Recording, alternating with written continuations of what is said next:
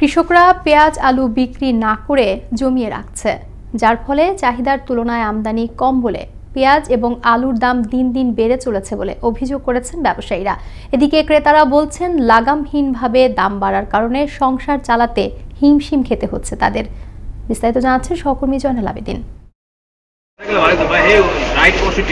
সপ্তাহের ব্যবধানে আবারও দাম বেড়েছে আদা, রসুন, আলু, পেঁয়াজের।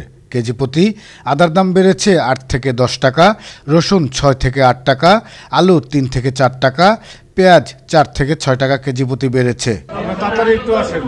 এদিকে কিছু কিছু সবজির দাম আগের ন্যায় থাকলেও দাম বেড়েছে টমেটো, শসা, গাজর, কাঁচামরিচের। কেজি প্রতি টমেটোর দাম বেড়েছে 40 থেকে 60 টাকা, শসা 20 থেকে 30 টাকা, গাজর 30 থেকে 40 টাকা, কাঁচামরিচ কেজি প্রতি বেড়েছে 100 থেকে 120 টাকা।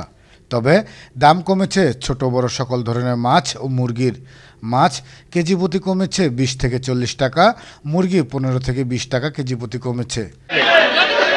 ব্যবসায়ীরা বলছেন কৃষকরা আলু পেঁয়াজ বিক্রি করছে কম, তাই চাহিদার তুলনায় আমদানি কম বলে দাম বেড়েছে সব পণ্যের। আমরা মালের আমদানি এখন কম হচ্ছে, কিন্তু কৃষক বেচে না। বাজার মোকামের বাজার 2700-2800 দাম চাই, এই জন্য ব্যাপারীরা কিনে না, এই জন্য বাজার একটু বেশি। দাম বাড়ার কারণটা হইলো বাজারে এখন মাল আমদানি কম, মাল আমদানি হচ্ছে না, এই জন্য বাজার একটু বেশি। আমরাও কিনতে পারি না, এই জন্য দাম বেশি হয়েছে। এছাড়া দাম বাড়েনি চাল, ডাল, ভোজ্য তেল, শুকনো মরিচ, হলুদ, মশলা, চিনি, ডিম সহ অন্যান্য সকল পণ্যের। তবে ক্রেতারা বলছেন যাদের জন্য পণ্যের দাম বেড়েছে তাদেরকে বাজার মনিটরিংয়ের মাধ্যমে শনাক্ত করে আইনের আওতায় আনার দাবি সকলের।